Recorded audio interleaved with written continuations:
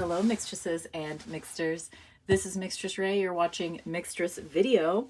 So, in the next few days, I think it's the 13th, March 13th, is my 8-year channel anniversary.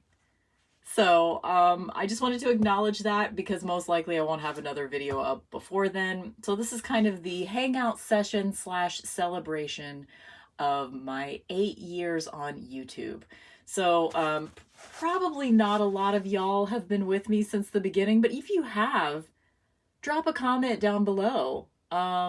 Leave me a snake emoji if you've been around my channel since, in the last, 6 to 8 years, if you've been around, if you've followed me through all of my topics, because I started out as an ASMR channel, and then I kind of transitioned into a corset review channel a little bit. I only did like a couple of handful of videos that were corset related, and then I've been tarot related pretty much ever since. But, I just do whatever I want. That's why my channel is named after me, because I'm going to talk about whatever the fuck I want to talk about. So, in the interest of that, I am going to be reviewing Embroidered Graveyard Oracle today. And disclaimer, this is a fully honest review, and it's not... I don't want to hurt anyone's feelings, because let's be real, I didn't make an oracle deck. But I am going to be completely honest about how I feel about this deck. And I'm going to say all the goods and the bads. So this is not, like, if you're looking for... And I've also altered this deck already. So this is not going to be a good flip through. Like, if you're looking for a flip through of these cards, you can, the images are still the same. I have just changed the keywords on these cards, as you'll see. So I'm just going to this is going to be an Embroidered Graveyard review / 8-year channel anniversary video. But this is not going to be it's not going to be one of those videos where like somebody just gushes and shows you all the product features. If you want that, you're going to need to go somewhere else. That's all I'm saying. And I don't want to hurt anyone's feelings. This is nothing against the creator, because she did a great job on a lot of things. But I am going to be critiquing this deck. Okay, disclaimers over. So first of all, the box looking like a Ouija board is fucking cool. I don't like the back simply because it's just a lot of product shit. Like the socials being on here, like telling you like all the things that you're getting. I don't know, it just feels too salesy to me. Like, I wish that if the back said anything, it just said this. I will say this box is great quality. It is just big enough for the cards, which I like. It's gorgeous. It's beautiful. The sort of like metallic inlay that you'll see throughout the deck and the guidebook is very pretty. I don't think I've seen it before. It's like a coppery holographic. So gorgeous, gorgeous. I will say I don't hate this font as far as like, I think it's a pretty font. And I think it kind of matches the vibe of the deck, but I think it's hard to read. So that was one of the main reasons why so as you can see, gorgeous coppery hollow bling on both the card fronts and the card backs and the card edges. So very consistent aesthetics. Inside of the box even has that. Very beautiful. Very beautiful.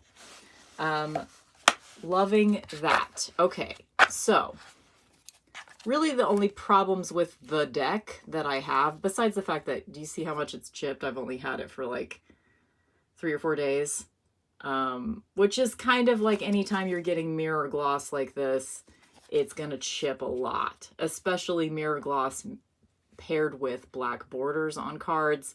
So yeah, that's only going to get worse, but whatever. That is what it is.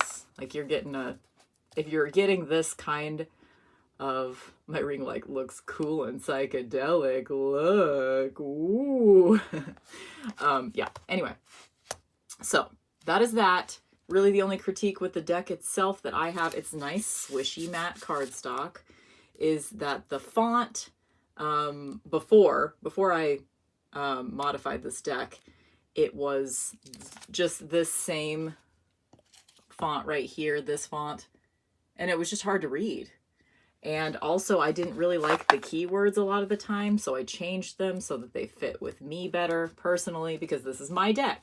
And because it came earlier than I thought it was going to come, and I am doing the Sylvain's Only 10 Decks for Lent challenge. This is becoming one of the only 10 divination decks that I will be using until Easter. So because of that, I really had to make it my own, because it was not working for me as it came. Okay, so really, and I'll show you the full flip through of that here in a second. The main critique that I have with this deck, let me just set this guy aside actually, is the guidebook. So I'm going to bitch about the guidebook for a second. First of all, it is beautiful. It is beautiful. It looks great. It's great. Yeah, it's got a little ribbon. It's got that edging. Cool. Great. Wonderful. No critiques with that. Beautiful presentation on the outside. But then, okay, this is still beautiful. But then you got that font again. And maybe I do kind of dislike it, actually. I don't know. I understand the choice for this font, but it's just like, it's just hard to read. That's all. And, okay, do you see the juxtaposition between this, which is just like kind of a Times New Roman situation? I'm not a font expert. It's just a very basic font. So what you've got, so here's what the card would have looked like before with that font on the card. And I have renamed this card, like I've renamed most of them. Anyway, so you get the juxtaposition of the card title and the number of the card, with being that crazy font. And then it just looks sloppy to me against the very basic font of the rest of the content. And also, I don't know if you can tell, this is some pretty large print. Like, this is probably, I don't know, maybe 14 point. I don't know. It's pretty big. It's kind of obnoxious. Okay, also, so that's critique number one. I don't like the aesthetics of like the juxtaposition between the extremely basic font and then the very not basic font. And I get that she needed to there needs to be two fonts here. But I think she could have found something that was a little bit gothic in flavor, but was still easy to read. Okay, so that's number one. Number two, this. Every single card description has a thank you to whoever bought the original artwork from her. This takes me out of it. Like, if you're going to thank people for buying the artwork, if you want to do that in the guidebook, put it in the back. These are just my opinions, obviously. And then, okay, so another thing, there's a lot of typos in this book. A lot. I think that I get that, like, indie creators, you know, your strength might be art. Obviously, this chick's strength is art. She did embroidered imagery for every single one of these cards, scanned it into her computer, enhanced it, put it in the format of an oracle deck. It's fucking gorgeous and magical. Like, who else is doing this? It's amazing. But first of all, she could have just decided not to write a guidebook. We would have all gotten the decks a lot sooner if she hadn't written a guidebook. Or she could have hired someone else to write the guidebook, or she could have hired someone to copy edit Because here's another thing. Okay, so you see this is card number 23. Here we got card number 24. Check this out. Card number 24, again, that's a glaring issue. This is card number 25. People are rushing their divination decks. And it's quite possible that the creator will put out a second edition of this deck that will address most of the issues that I have with the deck. She might decide to change the font on the cards themselves. She might decide to take out this information and have it limited to just the first edition / Kickstarter edition of the deck. She might take other feedback and make more improvements to the deck in the second edition, but she didn't. She just rushed it to get it out, I think. And so there's a lot of typos in the book. There's things like card number 24 being listed twice. And I realize people are human, people make mistakes. But some of these mistakes are very glaring and didn't need to be there. Okay, so there's that. There's other things that, and I do recognize that most of my critiques are kind of nitpicky. Okay, here we go. So this is another thing. This deck, there's like a description. Okay, here we go. Here's another thing. Disclaimers. Do you really need to make these legal disclaimers? And this is in bold too. So it's like, more important than all the other content in this guidebook is, guess what? None of the content in this guidebook is, it's like, this is like taking away from the validity of the deck right here in the beginning. Like, by the way, for legal reasons, none of this shit actually works, okay? All right. So there's that. Another thing, where does it say? The paper is like a little weird too. But whatever, that's just stupid nitpick.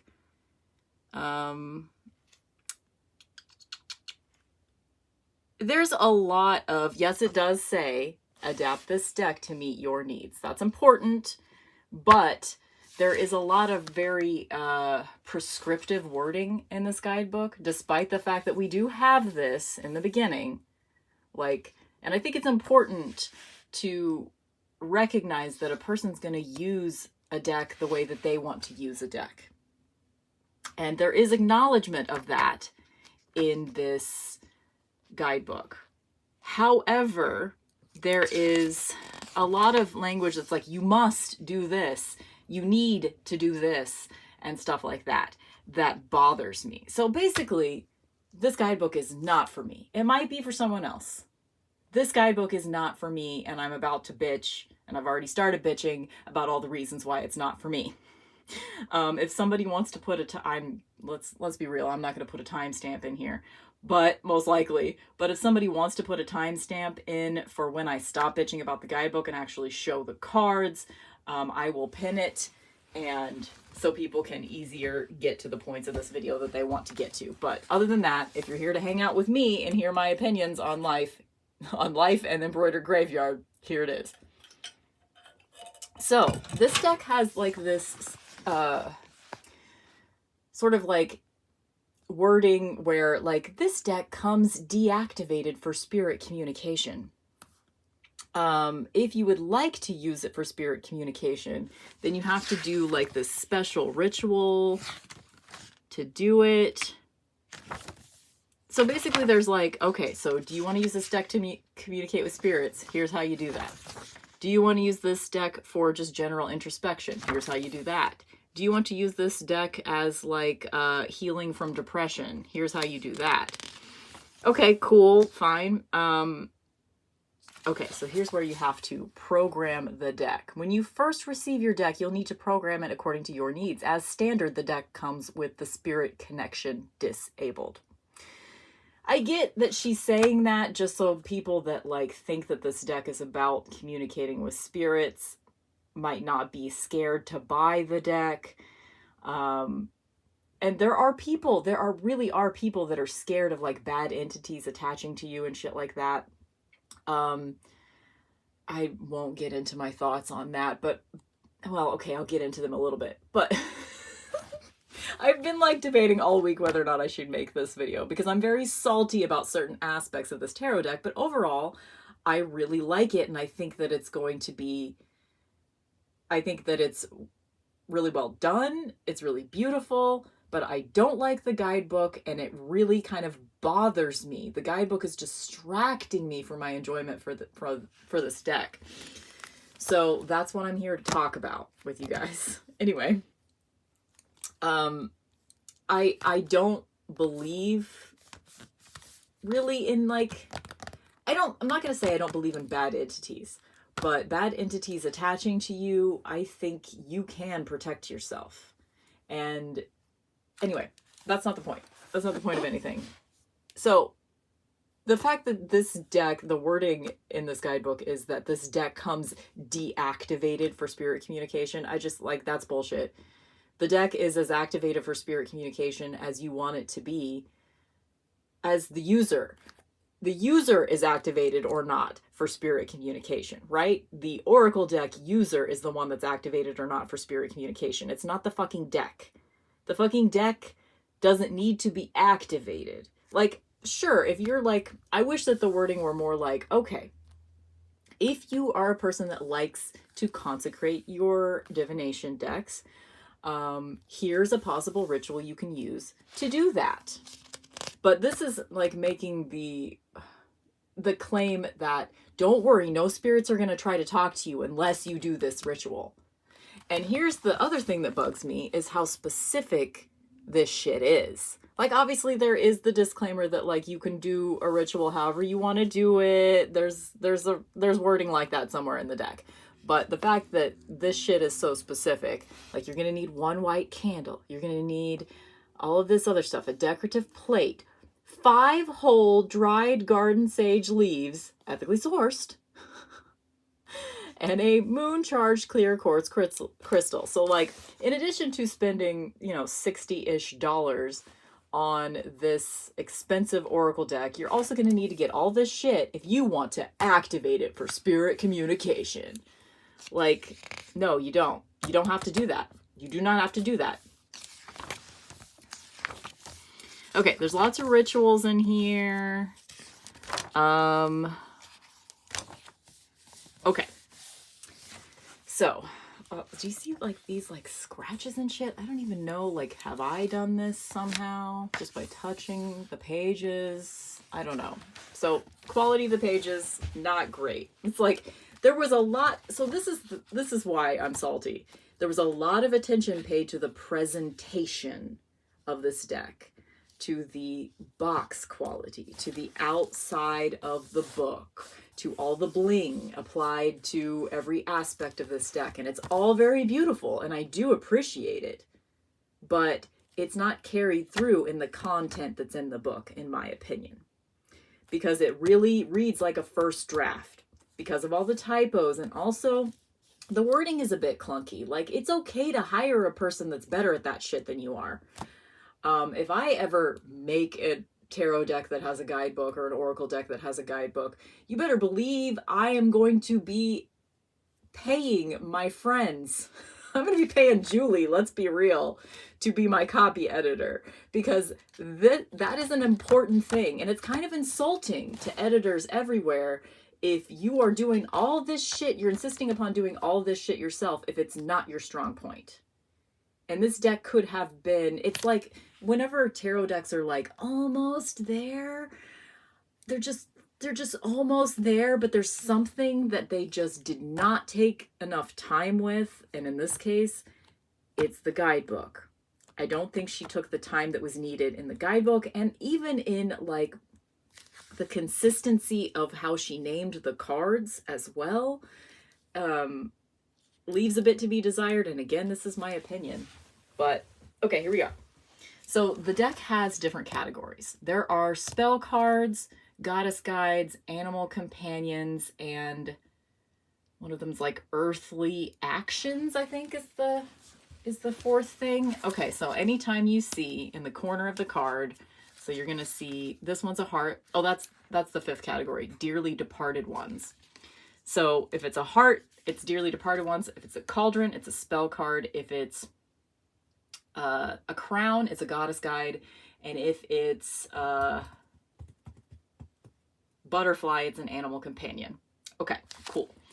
There are not very many spell cards, but it's kind of cool. Like, basically the idea is anytime you want to invoke absolute protection, you just get this card out. Anytime you want to say goodbye to a spirit that is bothering you, you just get this card out. Okay, cool. Whatever. Then we have earthly actions, which are the ones that have the skulls. And these are all just sort of like more basic oracle concepts. Adventure, be present. And again, okay, so like through all of my bitching, I do want to say, like, it is so fucking amazing how she decided to do this. She's using embroidery and fabrics and beads, and it is fucking gorgeous. I would love to have one of the originals. But again, it takes me out of it when you've got this. Okay, another, okay, let's bitch some more about the guidebook. To me, it reads very clunky. Okay, so the idea here is that, okay, so we have a little bit of an introduction to the card up here. We have, if you're going to use this deck as spirit communication, if you've activated it for spirit communication, here's the interpretation for that. And then you have introspection if you're using the deck just as a general oracle deck, not communicating with spirit. So the idea of that, great. The execution, not so great, because if you read this all together, in my experience, and I have read a lot of this guidebook in the last few days, in my experience, like the message for the spirit versus introspection, not that different from each other, doesn't really make sense that they're separate interpretations of the same card to me. And also, there doesn't seem to actually be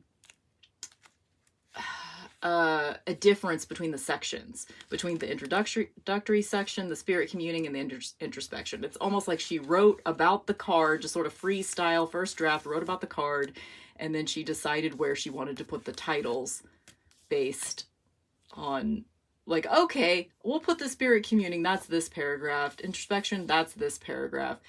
That, again, I could be wrong. I think it's just not the artist's strong point. Again, and it's not even that this is bad. It's not even that this is bad. To me, I think it's a first draft. We're looking at a first draft of a guidebook here, and that should not be the case when you spent $60 on a deck. Okay, that's how I feel about that. This one, sometimes the language just bugs me. It feels condescending, even though I know that's not what she's trying to do. She's trying to do the whole Kellyanne cupcakes thing. But, oh, honey bunny, one day you won't be here anymore. Like, really? Really, bitch? Okay. Anyway, that is just a personal thing, though. And this is easy. This is an easy remedy, right? All I have to do is close this book and put it aside. I don't need to have it in my life. Oh my God, this video is going to be so fucking long because I'm still bitching about the guidebook. Okay. All right. Let's keep going. Okay, I'm going to flip through the rest of the earthly actions cards.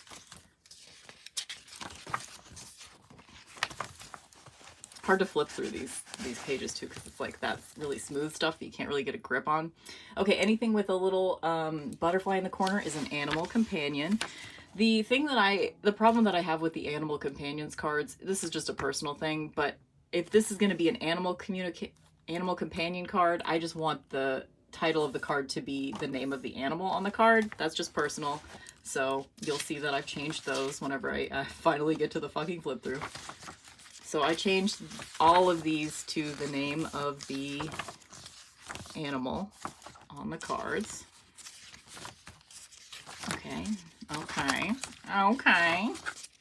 This was the only one that I kept perspective as the keyword on this one instead of changing it to mushroom, because this is not an animal companion.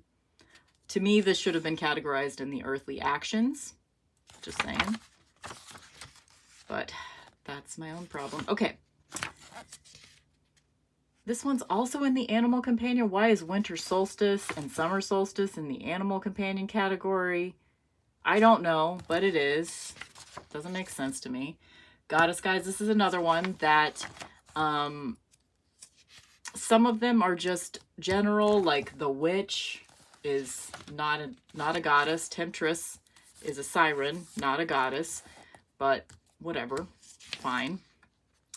But I just renamed all of these to the name of the actual goddess because that's how I feel about that. That's how I feel about that. This one's fairy guides. Oh, okay. I will just let you take this in. I find this disrespectful to Medusa.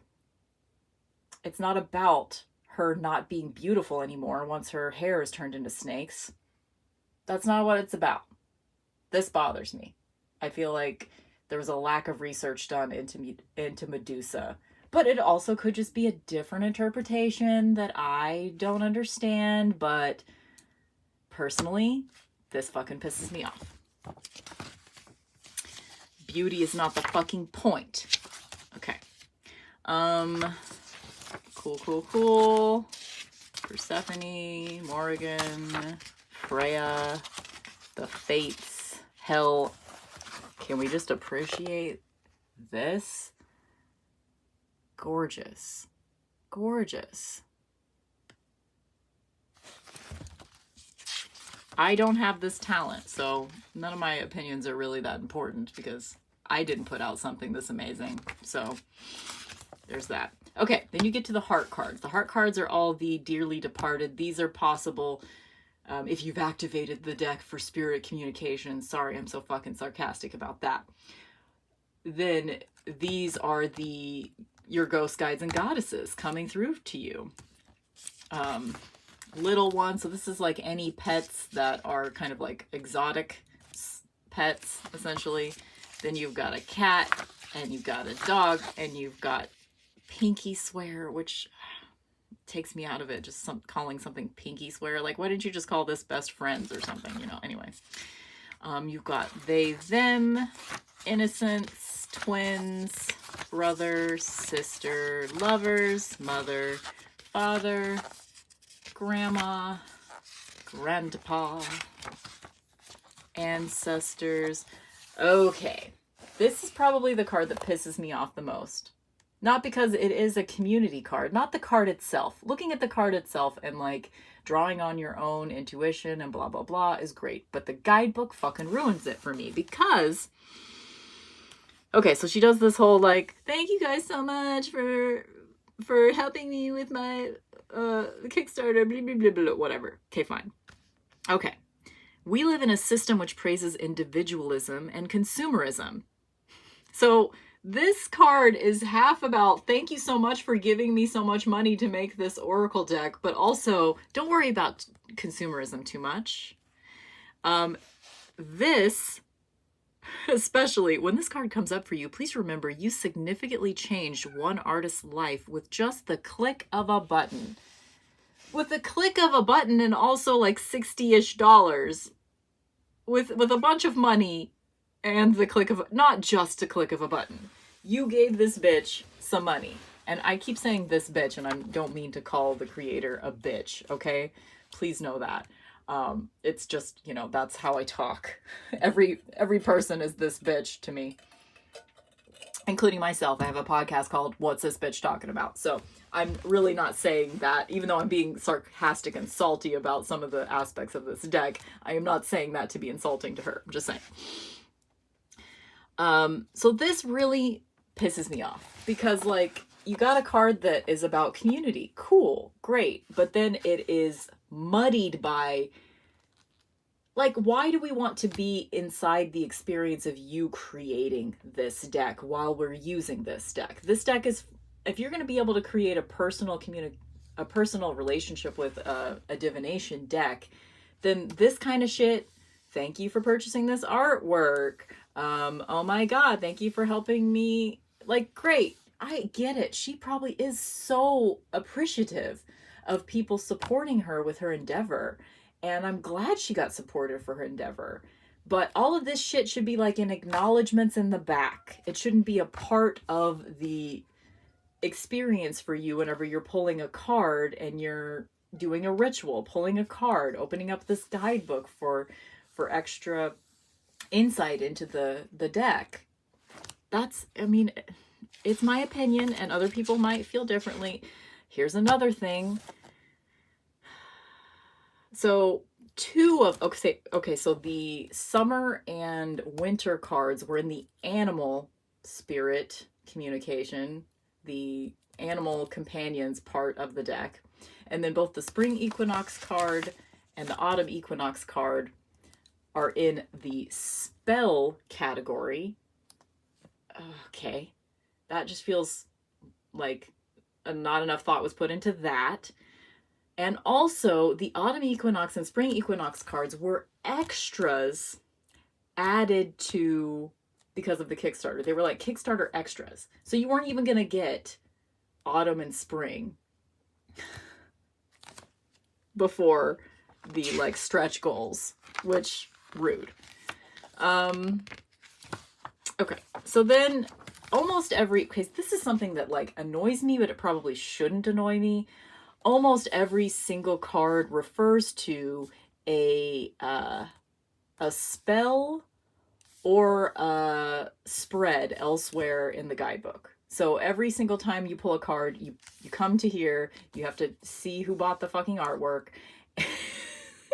You get a confusing message that might have a bunch of typos in it, and then you have to go to another page to refer to a spell or something. I think that's just me being... Once I get salty about something, I just kind of stay salty for a bit. Okay.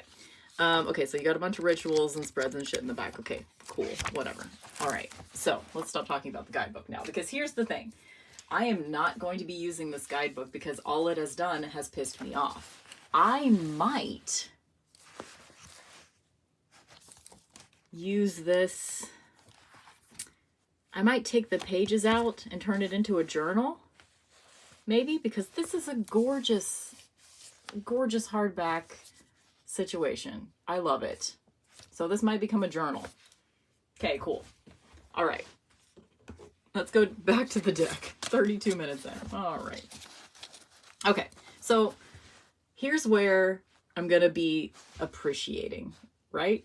Because I've changed the keywords, and that was my way of activating this deck. Sorry. I'll stop. At the end of the day, someone has made a beautiful Oracle deck that I am happy to be one of my only 10 decks that I will be using for Lent. And with some time that I spent making this deck my own and dealing with my own personal nitpicky issues with it, I will now be very happy to use this deck. This is a beautiful deck. It was created with a lot of time and attention and love. The artwork itself was created with a lot of time and attention and love. And I have no doubt that this person has good intentions for her Oracle deck, and she is very creative and talented and has a great eye for textures and colors, and there's magic in these cards, definitely. But the guidebook, and it's fine, because guess what? I have the memory of a freaking fruit bat. I don't know, of a dory. Usually I just say of a dory. I have the memory of a dory. So as soon as I set that guidebook aside and stop looking at it, I will forgive this deck for whatever made me salty about it. And I will... Cully really wants to come in here. And I will love it. I will create my own personal relationship to it, and I will love it. First of all, I want to say before I show the cards what I used on the cards. I've never used these before, but I just got these in the mail. They are Uni Posca paint markers. And this was like a set. Also came with this white one. I haven't opened this one yet, but what I did was I blacked out the keywords using the black, and it dries matte. And then for the goddess cards, I use the silver marker for the keywords. And for all the rest, I use the gold. So sadly, I don't have this like gorgeous coppery color. Like, I did not improve the aesthetics of these cards. I just made keywords that worked for me. That's all. So I'm still going to show you the cards just because I'm happy with, we're hanging out. This is the 8-year channel anniversary. It's going to be like an hour long. Fuck. I should have done this as a live. But I'm scared to do lives. Okay. Anyway. Okay, so I changed the autumn equinox card to autumn. This is going to be hard to show on camera just because of how much bling is in. And I love the holographic, the way that it reflects looks like fall colors. And you can see in this light where I use the black marker. But in most lights, here we go. This is how it just looks normally. Unless you're looking for the ink. It does look pretty good. So for me, that font was just too hard to read and too small. And also I didn't like a lot of the keywords, so I renamed. So this one had a different name, but I just decided all the goddess guides are going to be named after the goddesses. All the animal companions are going to be named after the animals. This one was called Samhain Veil Walker, but in the guidebook it was basically discussing that this was a spirit wanting to communicate with you and asking for permission to communicate with you. So since there's a goodbye card in the deck that's about saying goodbye to spirits you don't want to communicate with, I decided that this one would be called Hello. Snake and Lion. This one was called Sacred Rage, and I really liked that. It was very hard to get. So yeah, I'm not saying I improved it as far as aesthetically, but I just made it work for me. That's all. Fox. This one is no longer called fucking Beauty, but Medusa. Seshat. Egyptian goddess of written word, I think. I don't know this goddess. Arduina. I'll have to look her up. Sirens. This was called Temptress, and it bugged me. This one was called Innocence.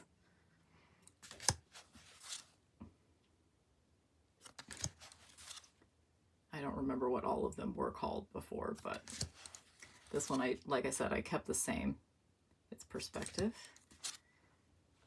This one I think was called Transformation. I don't remember what this one was called. Something about breaking reins or something. Anyway, it's all in the guidebook, of course, if I want to refer to that.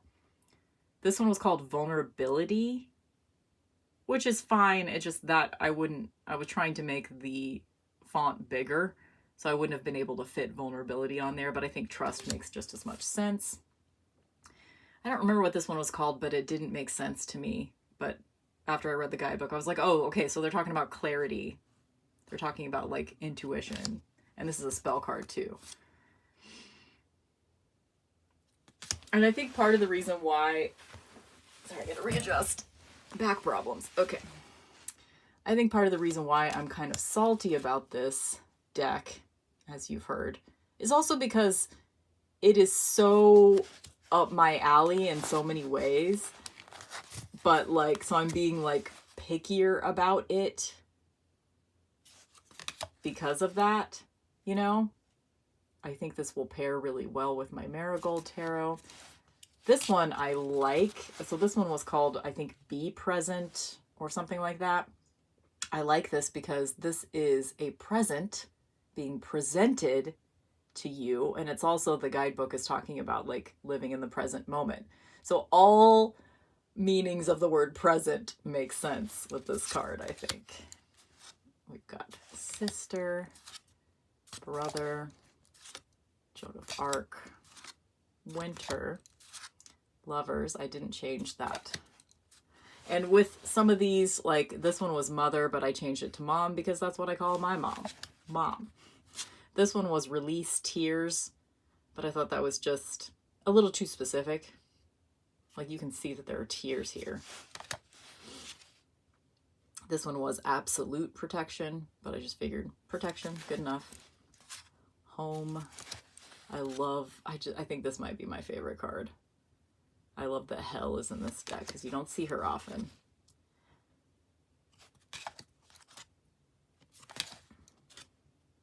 This is the first one I did, so I'm not sure if I'm going to keep this one in the deck, because I don't know if I'm going to be able to look at this card without just thinking about stupid Kickstarter nonsense, which I don't want to be thinking about when I'm... this one was Grandma, but I changed it to Grandma, because Grandma is how I spell it for my grandma. Look at the detail there in that little teacup. I love that. This one was interesting. In the guidebook, basically this one was saying whoever you're asking about that's passed on, they're okay. They're content. And it's the title on this card before was Comforted, I think. I don't know if content really works better for me or not. This one I might end up changing, but this one was Truth Seeker, but I figured truth works. Dragon, owl, that's that one. Honey bunny, you're gonna die someday. This one kind of pisses me off, so this one might end up leaving the deck as well. This one was Father, but I changed it to Dad because that's what I called my dad. This one was Persephone and Demeter, but it was called something else. I think it was called like Twins. No, it was called Balance, which makes sense, but again, I decided to rename the goddesses, the goddess cards after the goddess, and I figured Persephone includes Demeter too. Nightingale, Lilith. I mean, she really paid a lot of attention to the goddess guides cards. Again, I just feel like if she had spent almost every single issue I have with this deck, if the creator had hired a copy editor, spent another at least 6 months to a year on both the creation of the embroideries. I mean, the embroideries are mostly great.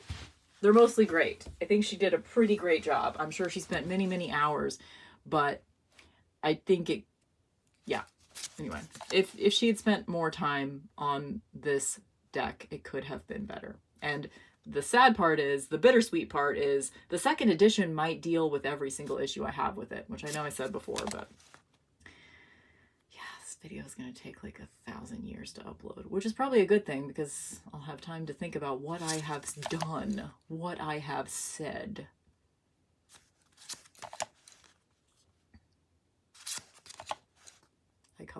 This one was Grandpa, but I call my grandpa Papa.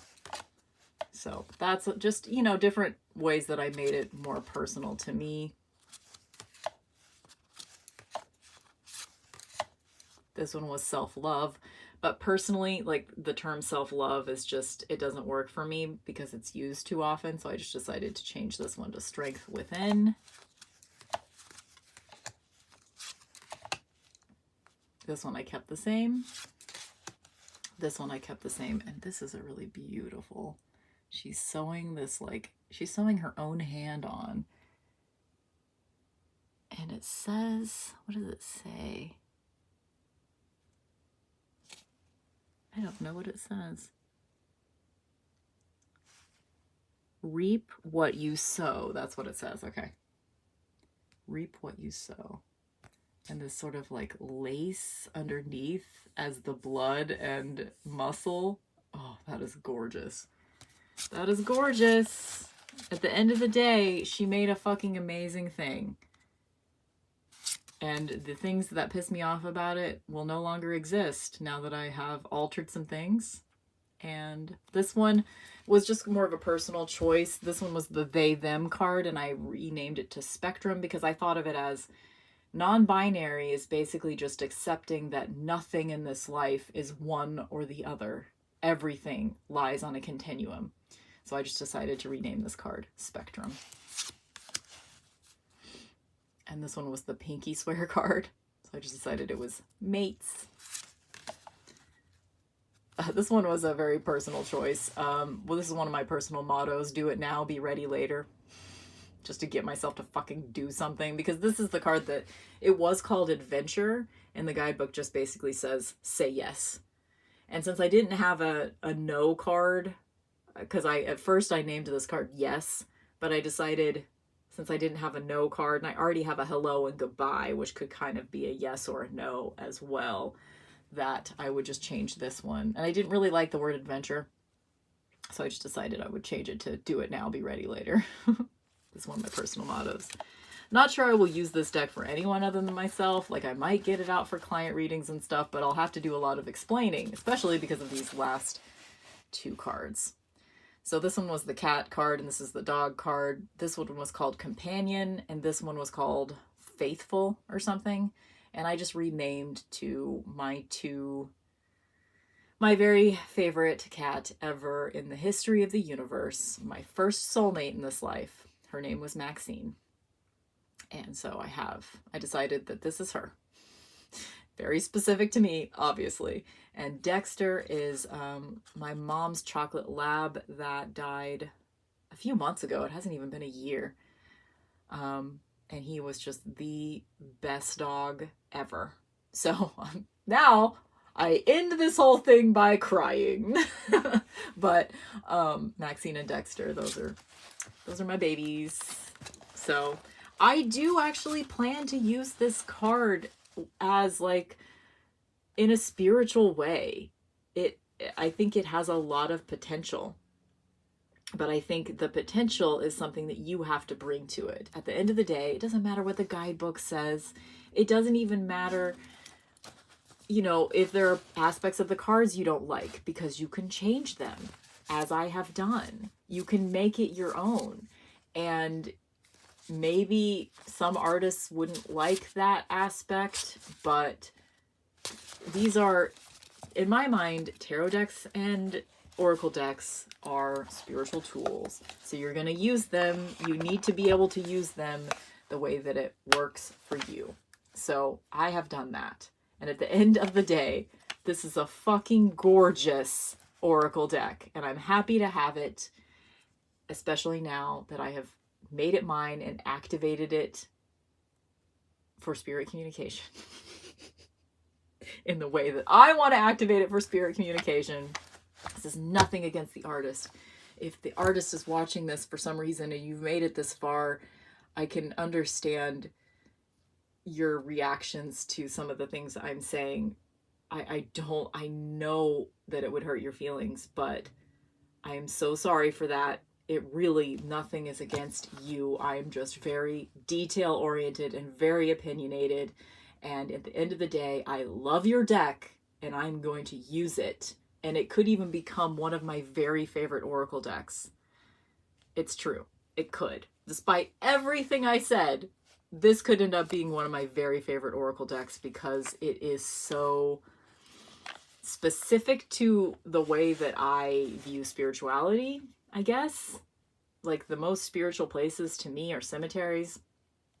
This is definitely a deck I could see using in a cemetery. And I'm very happy to have it. I'm very happy that it exists. So, all that said, happy 8-year channel anniversary to me. Here's a salty video. Okay. I love you guys. Thanks for watching. Oh my god, this video is so long. Okay, bye.